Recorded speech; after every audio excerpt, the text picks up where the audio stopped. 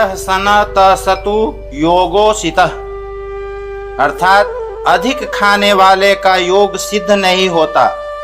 कारण कि अन्न अधिक खाने से अर्थात भूख के बिना खाने से अथवा भूख से अधिक खाने से प्यास ज़्यादा लगती है, जिससे पानी ज़्यादा पीना पड़ता है।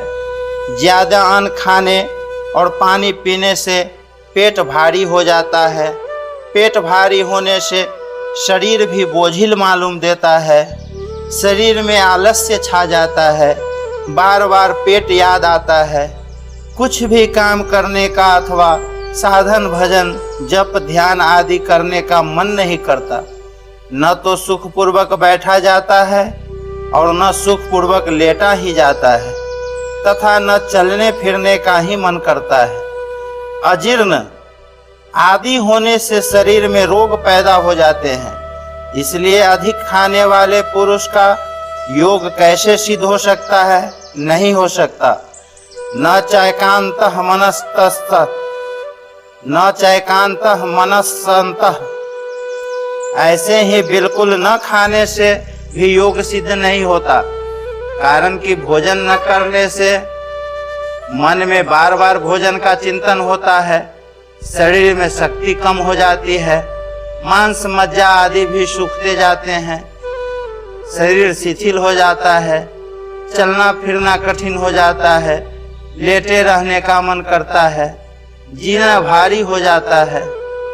बैठ करके अभ्यास करना कठिन हो जाता है। चित्त परमात्मा में लगता ही नहीं। अतः ऐसे पुरुष का योग कैसे सिद्ध होगा? न चाहती स्वप्न हसीलस्य, जिसका ज्यादा सोने का स्वभाव होता है उसका भी योग सिद्ध नहीं होता। कारण कि ज्यादा सोने से स्वभाव बिगड़ जाता है। अर्थात बार बार नींद सताती है।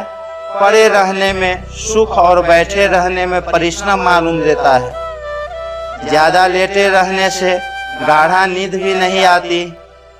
गाढ़ नींद न आने से स्वप्न आते रहते हैं। संकल्प विकल्प होते रहते हैं। शरीर में आलस्य भरा रहता है।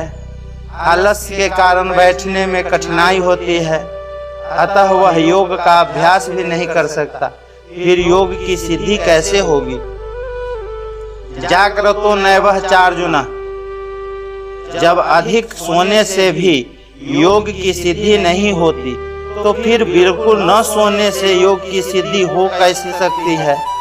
क्योंकि आवश्यक नींद न लेकर अधिक जागने से बैठने पर नींद सताएगी, जिससे वह योग का अभ्यास नहीं कर सकेगा।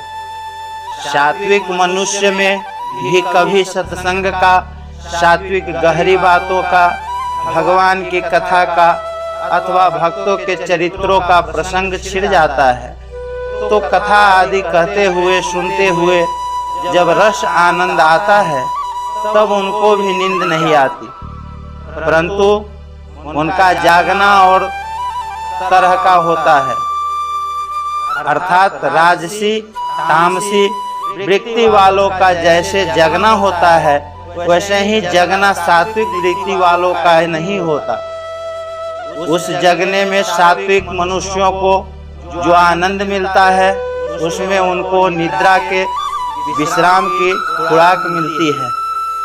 अतः रात को जगने पर भी उनको और समय में निद्रा नहीं सताती। इतना ही नहीं, उनका वह जागना भी गुणातीत होने में सहायता करता है।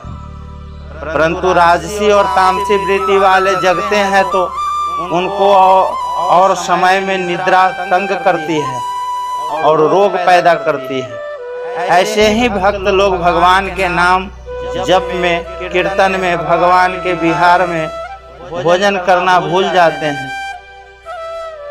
उनको भूख नहीं लगती, वे अनसंतः नहीं है। कारण कि भगवान की तरफ लग जाने से उनके द्वारा जो कुछ होता है वह सत्य हो जाता है। भोजन सत्य और न्याय पूर्वक कमाए हुए धन का हो, सात्विक हो, अपवित्र न हो।